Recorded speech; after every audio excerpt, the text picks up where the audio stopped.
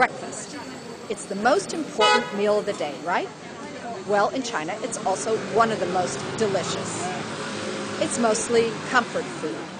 Salty, steamy, satisfying. Crispy bottom, soup-filled buns. Pancakes with spring onions.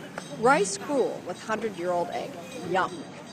But now, pressures of urbanization and the rise of the middle class are forcing China to adopt more Western breakfast habits. Recently, a Chinese company even bought the UK breakfast icon, Weetabix. But is China ready to eat a cold bowl of cereal and call that breakfast?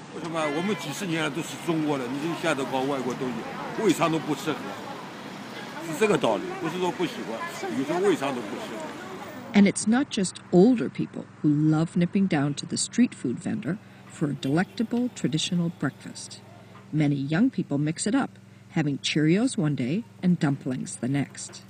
And for foreigners, Chinese breakfast may be the closest they get to experiencing real traditional culture. For like everywhere else on Earth, what we eat is a very big part of who we are. We took a tour of Shanghai's best breakfast food joints recently with the alternative tour group, Untour. This is Shanghainese is the first thing we'll talk about here. And the way we eat this is we have one little bowl here. We fill it with a jinjiang black rice vinegar. And we take our chopsticks and grab one of these guys. Dip it in the vinegar here. And now there are two ways of eating at this point. You can either use your teeth to bite a little hole, or you can use your chopstick. If you do both, you know, you have like a better suction here, and you kind of suck the soup out. Make sure you slurp because it's really hot.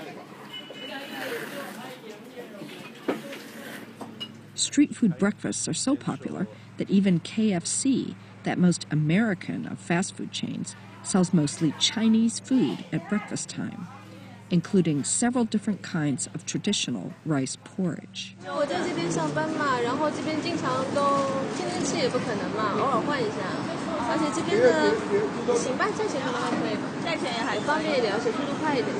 But unlike in the West, where there's a bit of a street food revival going on, with America's food trucks, for example, in China, many traditional food streets have been torn down recently in the name of modernity.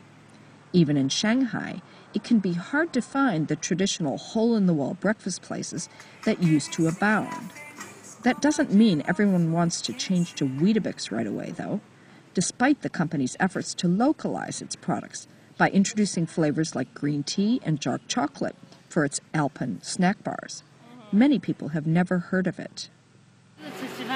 稀饭和馒头啊，你知道那个维他麦吗？不知道啊，您觉得你会喜欢这样的吃法吗？就是牛奶加这样冲泡的方法。我说实话，好像我个人感觉不喜欢。So China's street eats are under threat.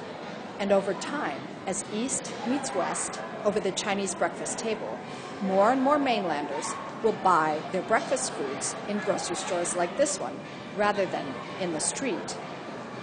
But it may be a while yet before people are willing to give up all that oily, salty street food in favor of shredded wheat in a bowl.